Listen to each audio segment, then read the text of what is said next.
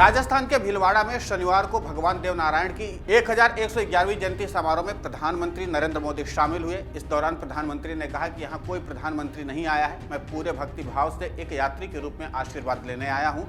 अभी मुझे यज्ञशाला में पूर्ण आहुति देने का सौभाग्य मिला। मेरे लिए भी सौभाग्य का विषय है कि मुझ जैसे सामान्य व्यक्ति को आज आपके बीच आकर के भगवान देवनारायण का आशीर्वाद लेने का पुण्य मिला। प्रधानमंत्री ने कहा कि भारत को भी भौगोलिक, सांस्कृतिक और सामाजिक और साथ ही वैचारिक रूप से तोड़ने के बहुत सारे प्रयास हुए, लेकिन भारत को कोई भी ताकत समाप्त नहीं कर पाई। भारत सिर्फ एक भूभाग नहीं बल्कि हमारी एक सभ्यता भी है, संस्कृति भी है, सद्भावना की, संभावना की एक अभिव्यक्ति भी है। दुनिया की अनेक सभ्यताएं समय के साथ समाप्त हो गई, परिवर्तनों के साथ खुद को ढाल नहीं पाई, लेकिन भारत अपने सांस्कृतिक विरासत को संभाले हुए है।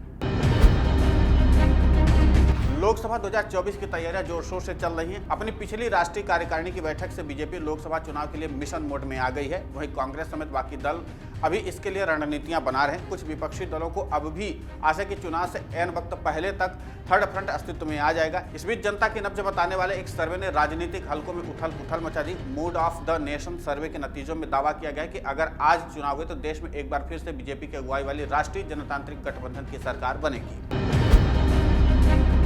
कभी देश के प्रधानमंत्री पद के बड़े दावेदार हैं बीजेपी के पूर्व राष्ट्रीय अध्यक्ष नितिन गडकरी अब इस कुर्सी से काफी दूर चले गए हैं। हाल ही में इंडिया टुडे दी वोटर ने प्रधानमंत्री नरेंद्र मोदी और उनके रिटायर होने पर बीजेपी में उनके उत्तराधिकारी को लेकर के एक सर्वे किया है। सर्वे में गृह मंत्री अमित शाह सबसे आगे हैं, जबकि यूपी के मुख्यमंत्री योगी आदित्यनाथ दूसरे नंबर पर हैं। केंद्रीय मंत्री नितिन गडकरी बीजेपी में पीएम मोदी के उत्तराधिकारी के रूप में सूची में तीसरे नंबर पर हैं। सर्वे में शामिल 16% लोगों ने बताया कि पीएम मोदी के रिटायर होने के बाद बीजेपी से नितिन गडकरी को प्रधानमंत्री के रूप में देखना चाहते हैं। बीजेपी के एक और पूर्व राष्ट्रीय अध्यक्ष राजनाथ सिंह इस सर्वे में चौथे नंबर पर हैं।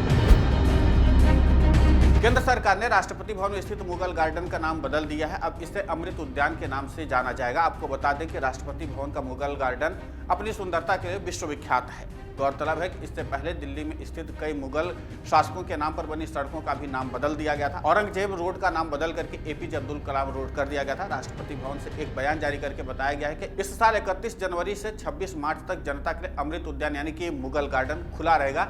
इसके बाद 28 मार्च को सिर्फ किसानों के लिए और 29 मार्च को दिव्यांगजनों के लिए खोला जाएगा। वहीं 30 मार्च को पुलिस, सुरक्षा बल और सेना के परिवारों के लिए गार्डन खोला जाएगा। असम के मुख्यमंत्री हिमंत बिस्वा शर्मा ने आज यानी शनिवार को कहा कि महिलाओं को सही एज में मातृत्व को अपना लेना चाहिए। ऐसा नहीं करने से चिकित्सीय समस्याएं पैदा होती हैं। सरकार के एक कार्यक्रम में मुख्यमंत्री ने कहा कि उनकी सरकार कम उम्र में लड़कियों की शादी और कम उम्र में मातृत्व को रोकने के लिए प्रतिबद्ध है। बता दें कि असम सरकार राज्य में बाल विवाह को रोकने के लिए पॉक्सो एक्ट लाने की तैयारी कर रही है। शर्मा ने कहा कि अगले 5 से 6 महीनों में हजारों पतियों को गिरफ्तार किया जाएगा जिन्होंने 14 साल से कम उम्र की लड़कियों के साथ यौन संबंध बनाया है, भले ही वो कानूनी रूप से विवाहित पति क्यों न हो। महिला की शादी की कानूनी उम्र 18 साल है और उससे कम की लड़कियों से शादी करने वालों पर भी कार्रवाई की जाएगी। उन्होंने कहा कि कई लड़कियों से शादी करने वाले पुरुषों को आजीवन कारावास की सजा हो सकती है। मातृत्व के बारे में बोलते हुए शर्मा ने कहा कि महिलाओं को मां बनाने के लिए बहुत लंबा इंतजार नहीं करना चाहिए, क्योंकि इससे जटिलताएं पैदा होती हैं। बीजेपी ने त्रिपुरा विधानसभा चुनाव के लिए अपने उम्मीदवारों की पहली लिस्ट जारी कर दी है। 60 विधानसभा सीटों वाले त्रिपुरा के लिए बीजेपी ने 48 उम्मीदवारों की लिस्ट जारी की है। बड़ी बात यह है कि इस लिस्ट में 2 मुस्लिम उम्मीदवारों का भी नाम शामिल किया गया है। सीपीएम छोड़कर के कल ही बीजेपी में शामिल अल्पसंख्यक चेहरा मोहम्मद मुबेशर अली को पार्टी ने कैलाश शहर से उम्मीदवार बनाया है। वहीं तजफ्फल हुसैन को बोनक्स नगर से टिकट दिया गया है। बीजेपी की पहली सूची में 11 महिलाओं को भी जगह दी गई है। केंद्रीय मंत्री प्रतिमा भौमिक धनपुर विधानसभा से चुनाव लड़ेंगी। प्रतिमा भौमिक मोदी सरकार में सामाजिक न्याय राज्य मंत्री हैं। मौजूदा मुख्यमंत्री मणिक शाह अपनी पुरानी सीट टाउन बोर्डोवाली से ही चुनाव लड़ेंगे, जबकि त्रिपुरा के बीजेपी प्रदेश अध्यक्ष राजीव भट्टाचार्य को बनमालीपुर से टिकट दिया गया है। बीबीसी के डॉक्यूमेंट्री को लेकर के विवाद बढ़ता ही जा रहा है। अब इस विवाद में कांग्रेस सांसद शशि थरूर की एंट्री हो गई। कांग्रेस नेता शशि थरूर ने कहा कि उन्होंने कभी भी भारत के लोगों से 2002 के गुजरात दंगों से आगे बढ़ने के लिए नहीं कहा। थरूर ने कहा कि गुजरात दंगों के घाव अभी भी पूरी तरीके से ठीक नहीं हुए हैं, लेकिन इस मुद्दे पर बहस करने से बहुत कम फायदा होगा। एक ऑनलाइन समाचार पोर्टल से बात करते हुए तिरुवनंतपुरम में लोकसभा सदस्य ने कहा कि भारत इस त्रासदी से आगे बढ़ गया है और लोगों को लगता है कि इस मामले को पीछे रखा जाना चाहिए, क्योंकि 2 दशक बीत चुके हैं और सुप्रीम कोर्ट ने भी अपना फैसला सुना दिया है। इसलिए इस पर चर्चा करने का कोई महत्व या कोई भी कारण नहीं बनता। कांग्रेस की भारत जोड़ो यात्रा इस वक्त जम्मू कश्मीर में है। 30 तारीख को इसका समापन होने वाला है। कांग्रेस और राहुल गांधी दोनों के भविष्य को देखते हुए यात्रा काफी अहम है, इसमें कोई दो राय नहीं है।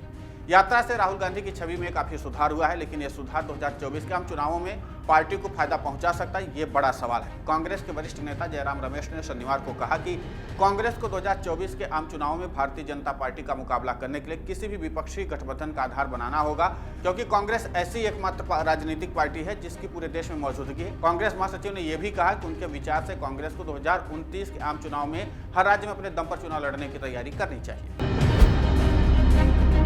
दिल्ली के मुख्यमंत्री अरविंद केजरीवाल ने शनिवार को प्रेस कॉन्फ्रेंस की। इस प्रेस वार्ता में सीएम केजरीवाल ने दिल्ली के विकास की जानकारी जनता से साझा की। उन्होंने बताया कि दिल्ली सरकार सड़कों को सुंदर बनाना चाहती है। उन्होंने कहा कि पीडब्ल्यूडी की जो भी 1400 किलोमीटर की सड़कें हैं, हम उसे सुंदर बना रहे हैं। इसके साथ ही सीएम केजरीवाल ने कहा कि फुटपाथ को भी ठीक करेंगे और उन्हें सुंदर बनाया जाएगा। मुख्यमंत्री अरविंद केजरीवाल ने कहा कि सड़क और फुटपाथ के अलावा मैन होल को भी ठीक करेंगे। इसके साथ ही उन्होंने कहा कि साइनेज और खंभे भी ठीक किए जाएंगे। साथ ही सबवे के भीतर भी बहुत सारी खराबी हैं, उनको भी पूरी तरीके से ठीक किया जाएगा। उन्होंने कहा कि सड़कों की जो रेलिंग टूटी हुई है उनको भी ठीक किया जाएगा। सड़कों के गड्ढे भी पूरी तरीके से ठीक किए जाएंगे। फिल्म पठान के विवाद के बीच कांग्रेस नेता और पूर्व मुख्यमंत्री दिग्विजय सिंह ने प्रधानमंत्री नरेंद्र मोदी को आड़े हाथों लिया। उन्होंने एक ट्वीट करते हुए दिग्विजय सिंह ने लिखा कि पीएम मोदी ने बीजेपी के कार्यकर्ताओं से फिल्मों के बहिष्कार पर बयान नहीं देने को कहा है। जाहिर है पठान के लिए है। क्या पीएम मोदी बदल रहे हैं या नहीं? तेंदुआ कभी भी अपने पंजों का निशान नहीं बदलता। कांग्रेस नेता ने आगे लिखा कि पठान कोई अन्य हिंदी फिल्म नहीं है, ये भारत के लिए लड़ाई है। दरअसल फिल्म पठान का टीजर रिलीज होने के बाद से एक गाने को लेकर के विवाद बढ़ गया था। वहीं इन सबके बीच पीएम मोदी ने फिल्मों पर हो रही बयानबाजी को लेकर के अहम बयान दिया था। उन्होंने बेवजह विरोध नहीं करने की सलाह दी थी। पठान के विवाद के बीच आया उनका यह बयान बेहद ही महत्वपूर्ण माना जा रहा था। हालांकि इस बयान को सुनील शेट्टी के उस अपील से भी जोड़कर देखा जा रहा था जो उन्होंने कुछ दिन पहले यूपी के सीएम योगी आदित्यनाथ से की थी और अपनी बात पीएम मोदी तक पहुंचाने की अपील की थी। डाउनलोड करें अमर उजाला ऐप और पाएं खबरें लगातार। अगर आप ये वीडियो YouTube पर देख रहे हैं तो हमारे चैनल को सब्सक्राइब करें और बेल आइकन को दबाना ना भूलें। अगर आप Facebook पर यह वीडियो देख रहे हैं तो हमारे पेज को लाइक करें।